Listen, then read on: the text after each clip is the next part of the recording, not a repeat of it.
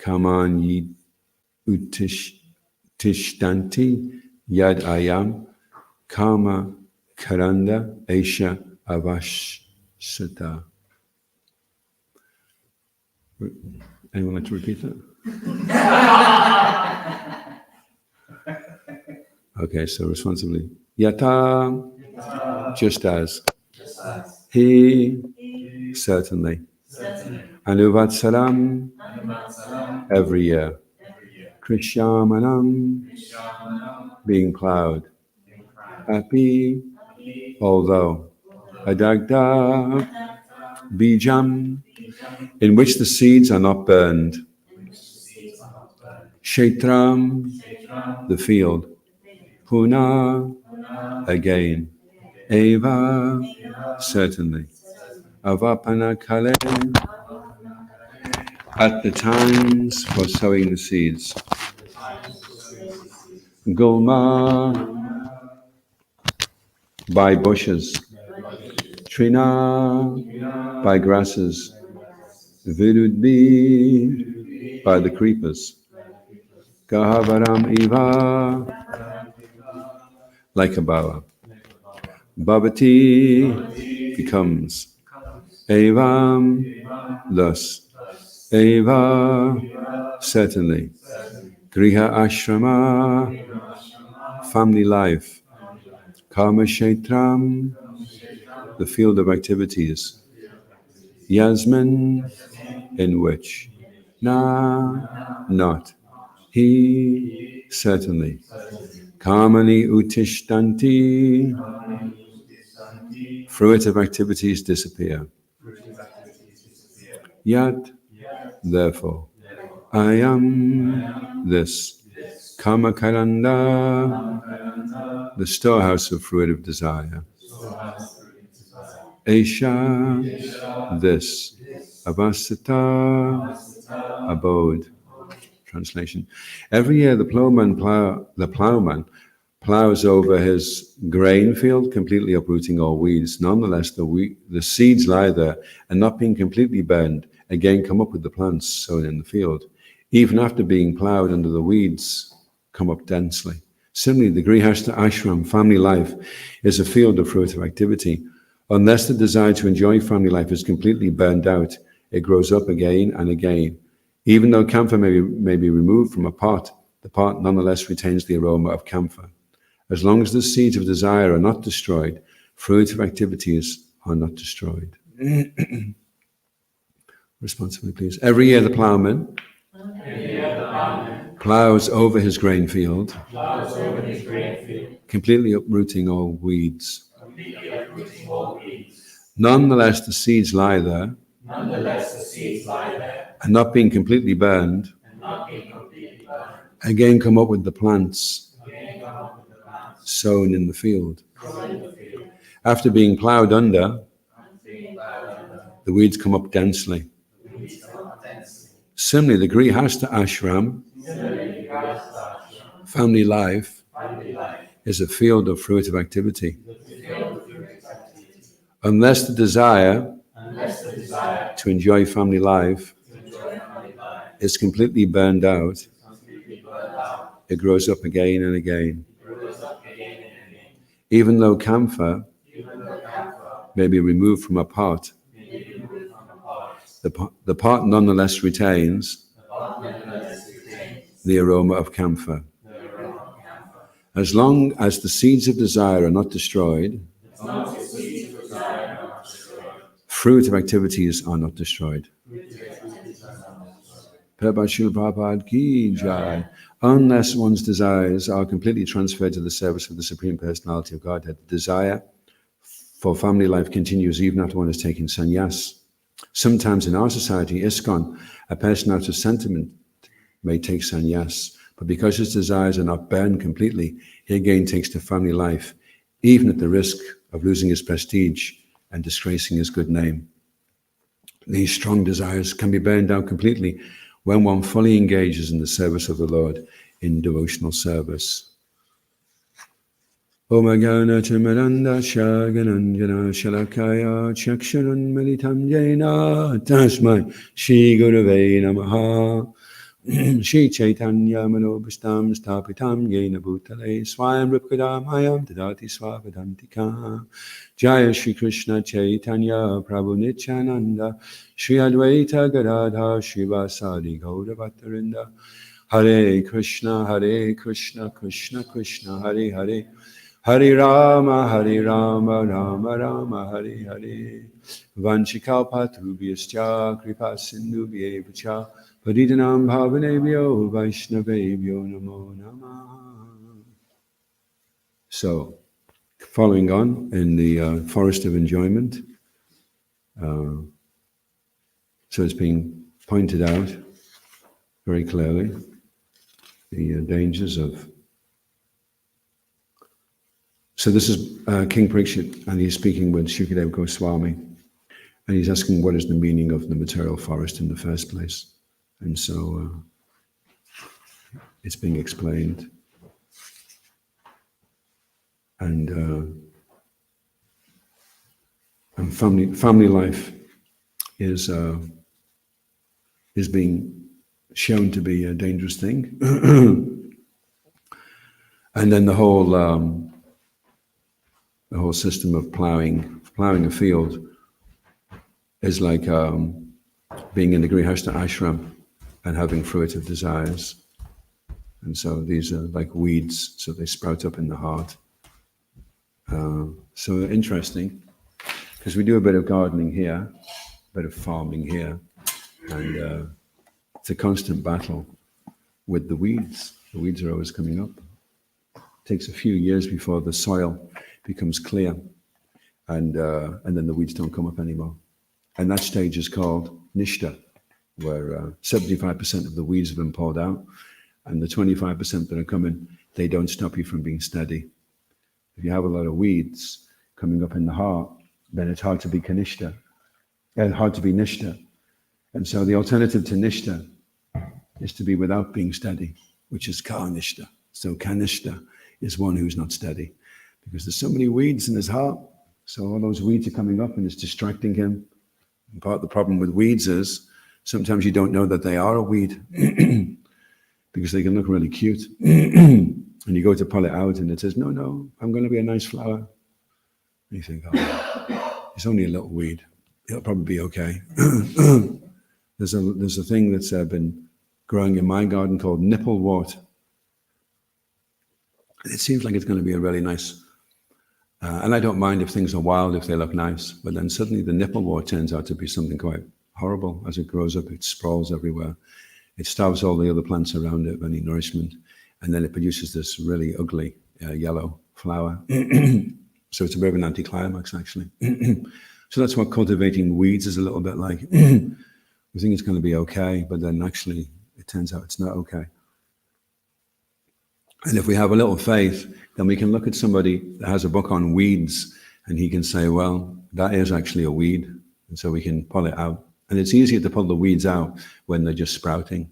Once the weeds become established, if you've been watering a weed for 20 years with inattentive chanting and you try and tug that thing out, you'll find it's an integral part of your whole existence. It doesn't come out so easy because the roots have been deeply embedded, and that affects the field with all the nice flowers in it as well. If you pull a weed out too quickly, you can pull the flowers out with it because it's become so established in the ground. So it's a very fine art, the process of anarta nivritti means to cease. Anarta is unwanted things. And that's a very, very fine art, navigating through that field and making sure the weeds don't grow back again. So it's a constant endeavor as well. If you leave your garden for a month, you go away to India and you come back in a month, you've got a lot of work on your hands. If you're doing it every day, then it's not so difficult. So once you start the process of Krishna consciousness, don't stop. If you stop because you think this is too difficult, then guaranteed when you do start again, and you will start, everyone will start again at some point, if not in this lifetime, but when you do start again, it'll be a lot more problematic than whatever reason you had for giving it up in the first place. So you only compound the problem by ceasing the process. So once you start the process, then you really have to just continue to the very end. But the nice thing is that as you go on, you will get to the stage of Nishta, And when most of the weeds are out, then ruchi comes. And ruchi means there's a taste. So then the fragrance of the flowers starts to come and everything becomes very enjoyable. Rising early, following the principles, being humble. Being humble is an acquired taste. Being humble becomes nice. You like feeling insignificant and just serving and being compliant and malleable. These all become attractive to you. So we had a devotee here. We were doing a European farm conference, Yadunanda Maharaj, and he was compiling a book on sannyas. So we were asking about it, and he said, well, one of the things they found, Srila Prabhupada's referring here to sannyasis that gave up that ashram. And one thing that he found by studying the book was that if a person takes sannyas over the age of 50, there's very, very little chance of leaving the ashram because he's been there, he's got the t-shirt, so he's not you take sannyas when you're young, then you may still have these desires. Problem with desires is you don't always know they're there. You see, they can hide. There's one poem by Satsvarup Maharaj called Blooping, and it says, the desires fatten like bedbugs in spring. So I've never had bedbugs, but I can imagine what must happen is you think you've got rid of them all in the winter, and then you jump into the bed in spring, and there's a few other guys inside there with you. So material desires are like that. They fatten like bedbugs in spring. So we have to be very vigilant, actually. And in the poem Blooping, he connects the appearance of bedbugs to making aparad. He says finding faults with the fallible. So it's no major achievement to find a fault in somebody. What is a major achievement is to find something to glorify in somebody. If you can develop the art of glorifying and seeing the good in others all the time, then you safeguard against making offenses. Gratitude destroys attitude. Appreciation appreciates. If you appreciate somebody, then that will increase. And if you don't appreciate something, then you lose the taste more and more, become less inclined to want to engage in conversation with that person or that activity. So if we can learn to appreciate, then things will become progressively better. So yeah, sannyas after 50, and that's the Varnashram system. Srila Prabhupada had to, it was in a bit of an emergency situation, so he had to do a battlefield commission and take people that weren't really qualified and say, okay, everyone follow this man, he's now the colonel. So battlefield commission, had to do that. But now we have more time on our hands, and we can do things in a much more systematic way. And as the movement gets older, then we can be more selective and careful. And when the person has been through the whole Grihastha ashram, then he comes out on the other side, and all those desires have been, one way or another, they've been eliminated. Any questions or comments?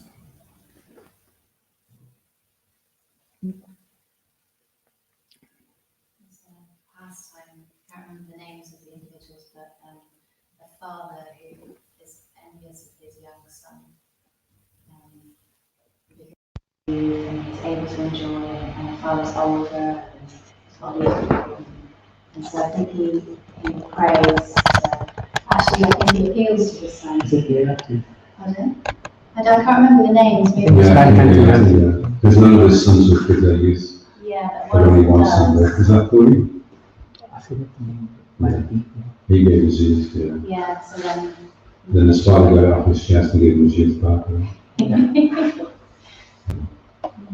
So it's just bringing to mind that, even though, like you're saying, the bedbugs fatten, even though somebody's been through a process, if they're still, even if they're externally doing something, if they're internally meditating on something and the desire is just growing and growing, it's like watering a garden, but if it's unknowing, you're also watering the weeds as well as the devotional creeper.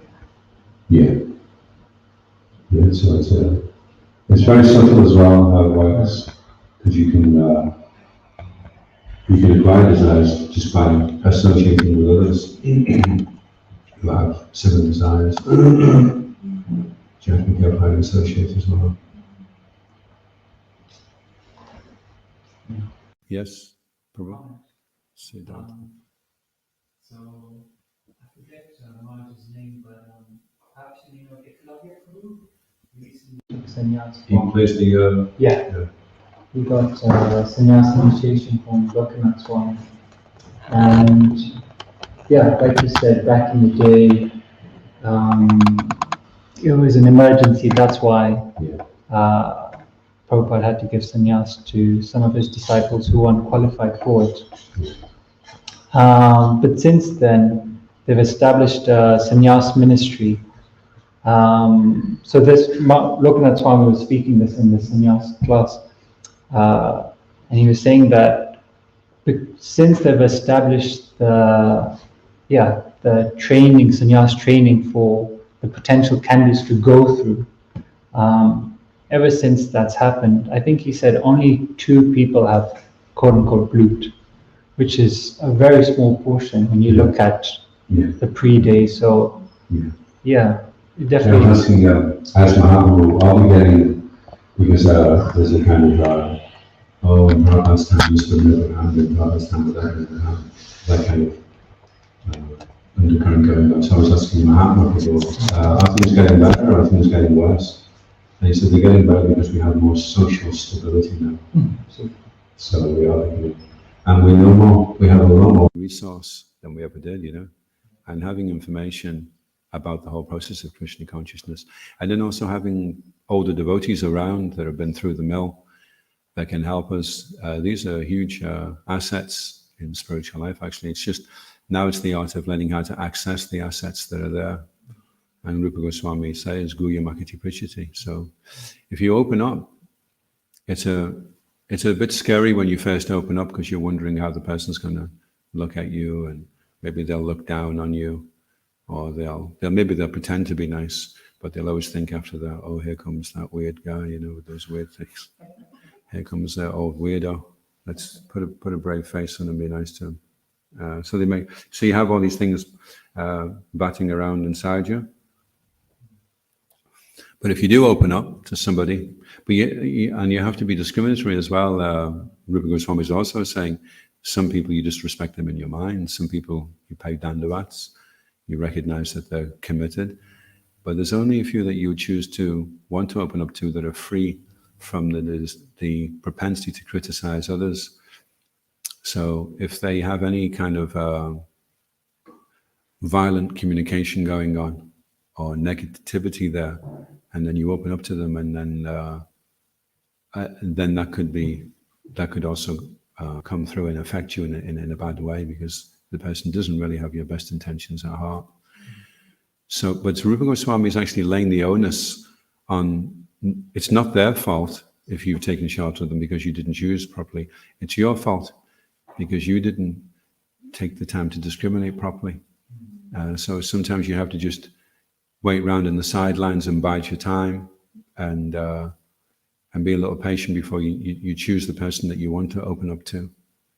You may do a few semi-revelations just to see where that goes, and then slowly build up to a full-on revelation.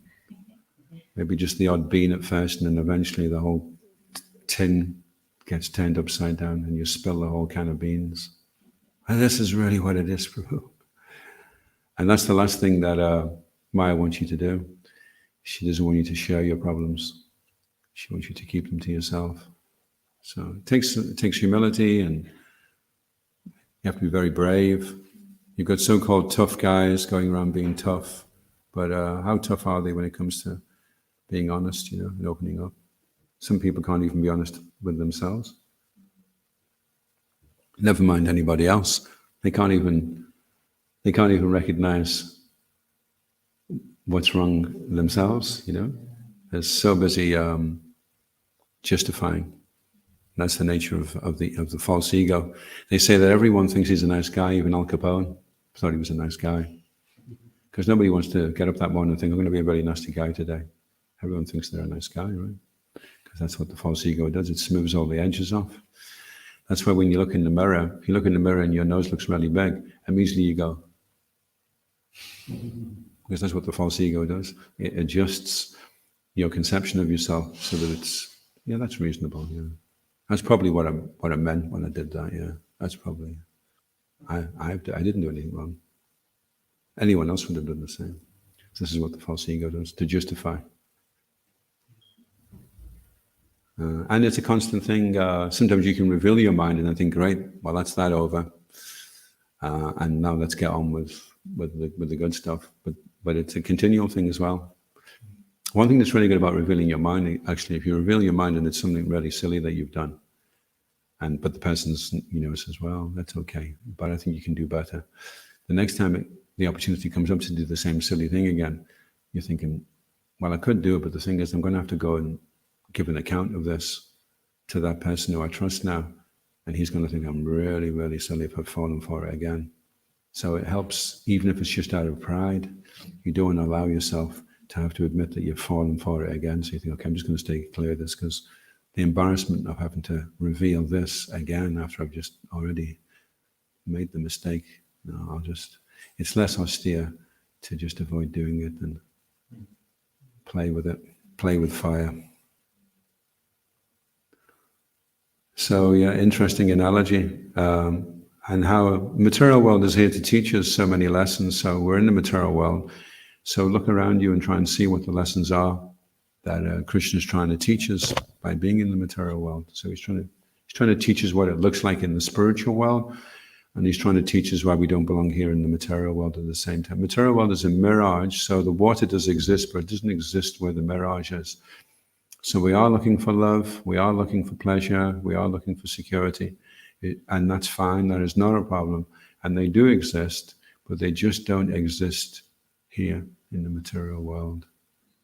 So we want to try and evacuate as quickly as we can. Any other questions or comments?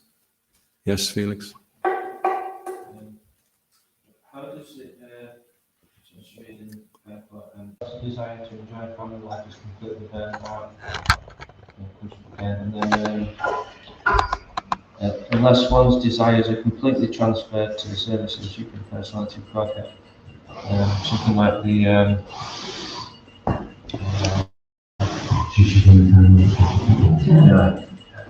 family sort of life attachments, things are still there. So the question is, how do we fully transfer our desires to the Supreme Personality of Godhead if you're in a situation, say outside the temple or family life or whatever it may be, something materially entangling potentially. How do you then, in that situation, how do you transfer your desires fully to service for Krishna? So the line you're referring to is that these strong desires can be burned out completely when one fully engages in the service of the Lord in devotional service. And your question is, can we fully engage in the service of the Lord in devotional service if we're living outside the association of devotees? Is that the question? Yeah. And how to. So there's no denying the fact that if you live in the association of devotees, it's going to be easier. Although it is possible also outside. And for some people, it may be easier outside because if they are too in amongst the devotees, they can find it difficult to cope with that kind of intensity because it's 24/7 in the ashram. You don't get away with anything.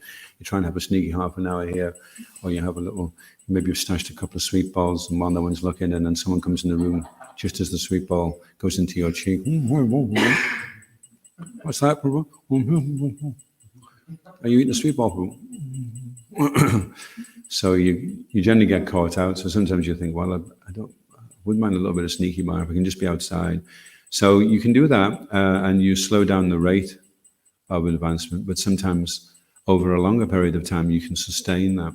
So that's the best situation for you to be in. That's why it's self-realization, because you need to work yourself out and decide, okay, what situation, but whatever the situation is, you have to also be honest and decide, am I going forward here or am I going backwards, Because you only have two choices. You either change for the better or you change for the worse. You don't just change for the sake of it. And if you go back and see all your friends, no offense to any of my friends, but when I go back and see them, they've not changed for the better by watching TV and eating sausages and whatever else they do. You don't get better by that. And so you see a difference. And if you've been away, you've been out your situation for quite a while, you go back and you see and you think, oh wow, this isn't quite as good as I thought it was at the time, So that's something else that can happen as well. So Krishna's there also. There's a dialogue going on all the time between us. Once you take up devotional service, then it's a bit like Haribol. It's a bit like you've called Krishna over, and so now Krishna's watching. Okay, so what are you getting up to? And then Krishna's going to communicate with you through a series of events. Now, materialistic people like to use names and words to hide behind God directly intervening, and they like to use words like coincidence and instinct.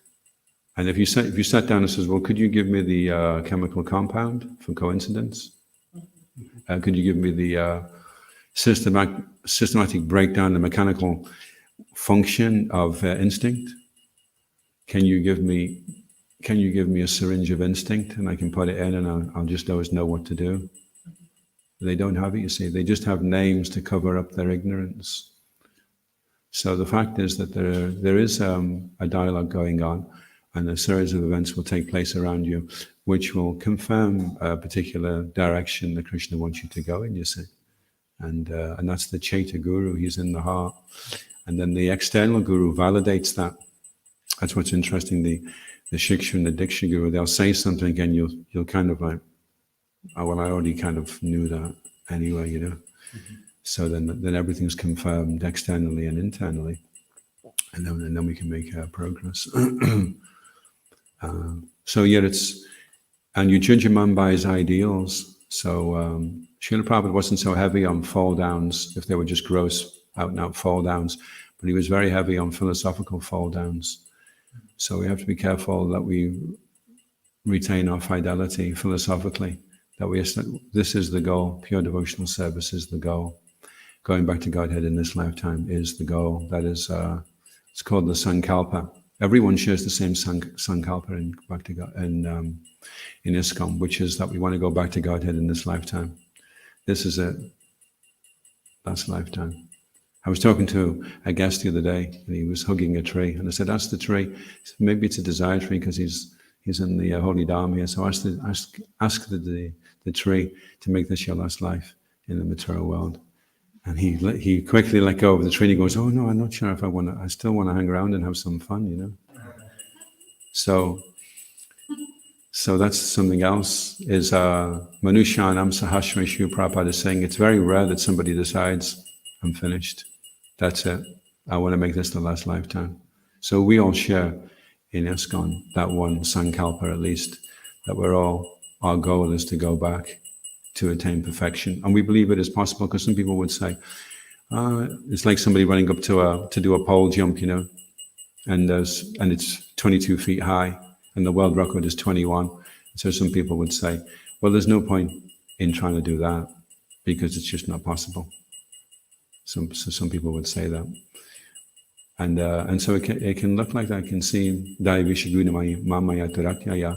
Krishna says it's Turatyaya. It just seems impossible to overcome.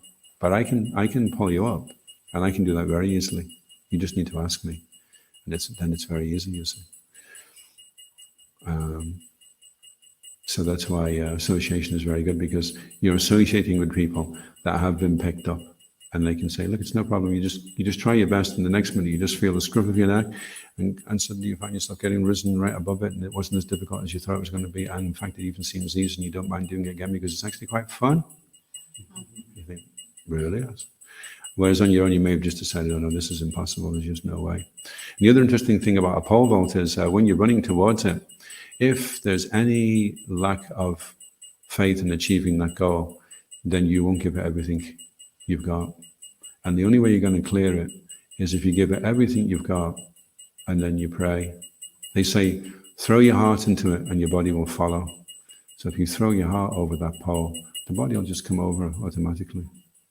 So when you pick up your bead bag and you're thinking, just no way I'm going to be able to chant without thinking of something else, just throw your heart into it. It's interesting, there's two words used in chanting. One is carefully and the other is faithfully. Rupa Goswami says, Krishna Nama Charitadi Sitapya Vijay says, one who carefully chants, it is wonderful that simply by carefully chanting these sweet names every day. So he's saying do it carefully. And then Shukadev Goswami in the Bhagavatam is saying, Vikriditam Vrajavadubhya. He says, if you faithfully hear, anyone who faithfully hears about Krishna's pastimes, then he attains pure devotional service. And Hridrogam Ashvapi Hinoti. Hinoti is drives away. Acharena Dhira. Acharena means without delay, and Dhira means he becomes sober. The Hridrogam, the disease of lust in the heart, is driven away and he becomes sober. So we have to hear faithfully and we have to hear carefully. If you can do those two things, faithfully and carefully hear, then you're there. You're right on the, Prabhupada said, you're on the threshold of eternality, don't turn back. Can you imagine what it must be like, right? Some guy's been walking for 15,000 million miles and he comes to the door and he's been through hell and high water, and he's finally at the door and he opens the door and then he decides, oh no, it's just, no, I just can't do it, no. And then he closes the door and starts walking back. Well, he's been through the West now. He's taken him that long. He's got to the door. Don't turn back now. Just open the door and walk through, for goodness sake. How many species and lifetimes and planets and universes and creations have we been in? And here we are now, just outside the door. But this door opens from the inside. It's locked on the inside. Krishna's on the other side. He opens the door. We can bang on it as much as we want. It's only when Krishna wants, he'll open the door. So you can be faithfully chanting, you can be carefully chanting, but it's up to Krishna. You can't force the holy name. You can beg the holy name, but it's up to the holy name. Sometimes he just steps in and it's so easy and you're thinking, this is just so easy. Why didn't I think of doing this before? You just have to chant and hear. Oh, that's so easy, no problem now. You come back the next day. What was it again? Chant and what? And Krishna's not making it easy that day. So it's up to Krishna. And some days he's pleased with us and he does it, and sometimes he's not.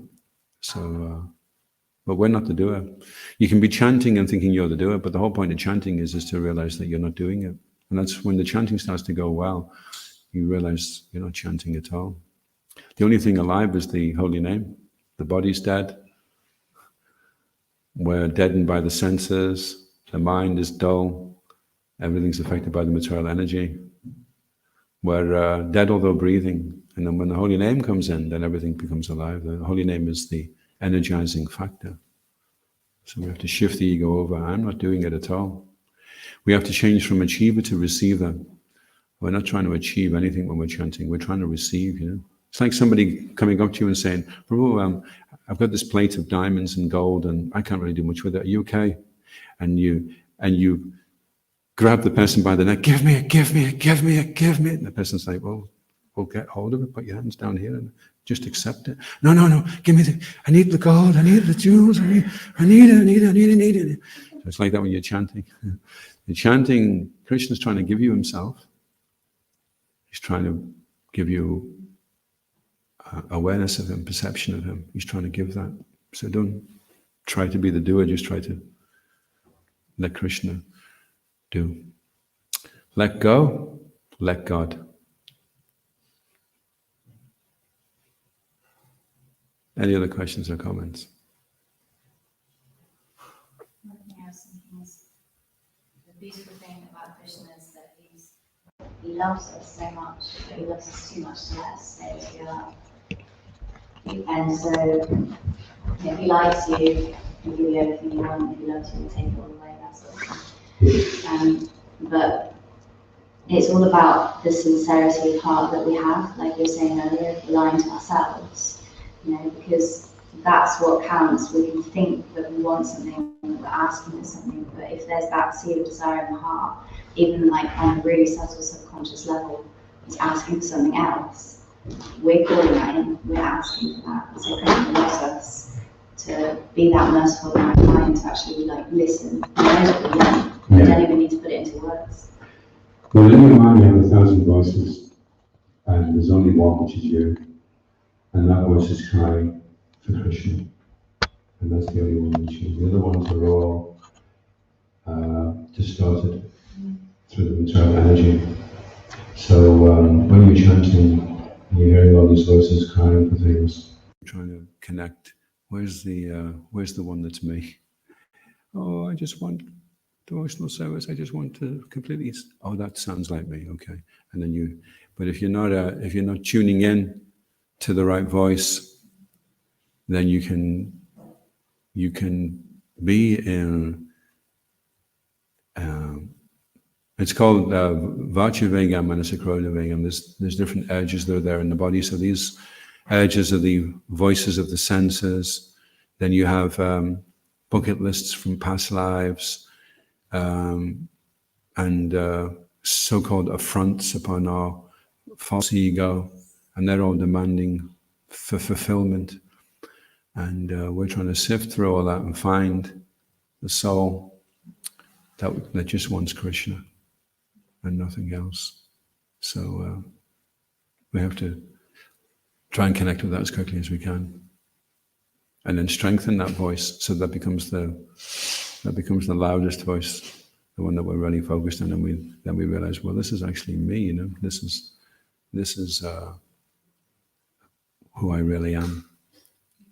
That's why the educational system is very problematic, because it conditions tender, innocent young souls, and then they have all these different impositions put upon them about how they are supposed to behave. And I mean, how many times did you find yourself saying things and doing things that you didn't really feel were right, but you felt the pressure, the peer pressure, that you had to speak like this, and you had to, because that's the way you see it in the movies, and the movies are showing us that this is the eternal Leela, and you want to go into that Leela, so you have to find your part and play it, and then you can be in amongst that Leela, you see. So it's such a perversion of, and then when you're hearing Krishna's pastimes, that's the real program. That's where we really belong. That's what home is, you see. We've left home. Now we want to go back home. So that's the real ego, who we really are. We're really tiny, insignificant. There's a nice song actually by Mangalananda Prabhu. He's hopefully going to be coming up, Michael Cassidy. He's a beautiful singer. He's doing this song, and the chorus is, "It's not about me, it's all about you." So it's amazing how you can get free of all your problems if you can just shift the emphasis off yourself onto Krishna. Everything is revolving around Krishna.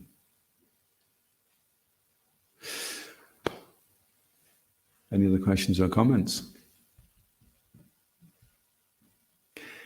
And anyway, we're practicing. It's practice. We practice devotional service as a practice, and usually on Tuesdays I get a chance to do some archery. And the amazing thing about archery is when you do hit the bullseye, you practically just freeze, and everything stays the same, and then you just get the arrow, and it goes in, and you do exactly the same thing again. And if it hits the ball again, then you know you're on a roll. And then eventually it's like, it's just, the ball is just full of, so practicing devotional services like that, actually, once you start to hit it and you align with what your eternal nature is, and it feels so good, so kind of nourishing, behaving like that, aligned like that, then you just have to, okay, what did I do? I got up in the morning, I wasn't rude to anyone, I chanted carefully and faithfully, I did my service. Okay, that's it. That's what I have to keep doing now. And then you just keep hitting the bowl. Or the cow. Milking the cow. So yet it's all there. And it's so much, we just have to receive it so much that everything is there already. The whole program, everything has been ironed out and worked out for us. And we have so many Shiksha gurus as well now in ISKCON who can help us. I was just listening to Shiv Ramaraj, and he was saying that in the beginning stages of Kanishta, he's very much just fixed on his Diksha guru, and whatever my Guru Maharaj says, that's it. But then as they go on, they start to kind of mature, then they're able to take Shiksha from so many different senior devotees.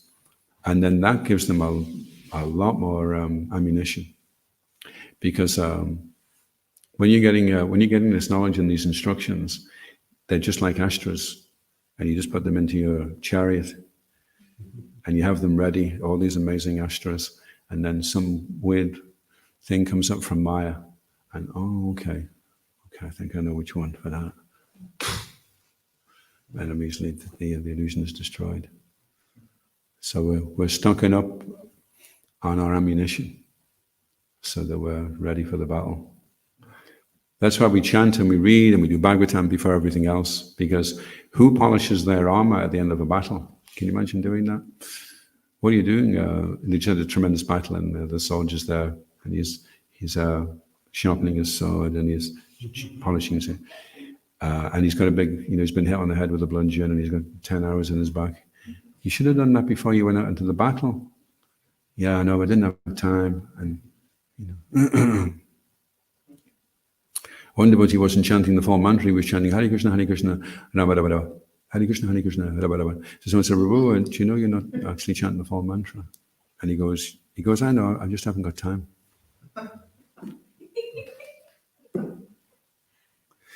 So there was a man who was sawing a tree to make it go down, and a man saw him sawing the tree at the beginning of the day, and at the end of the day, the man came over, and he was still sawing the same tree, and he'd made about half an inch's progress. He'd been sawing it for 8 hours, and the man said, "Why don't you sharpen the sword?" And he says, "Sharpen the sword? I've been here for 8 hours. I've just not got time to stop and sharpen the sword after all this." Sharpen the sword. So by taking the time to do our sadhana nicely, everything will be a lot quicker, a lot faster.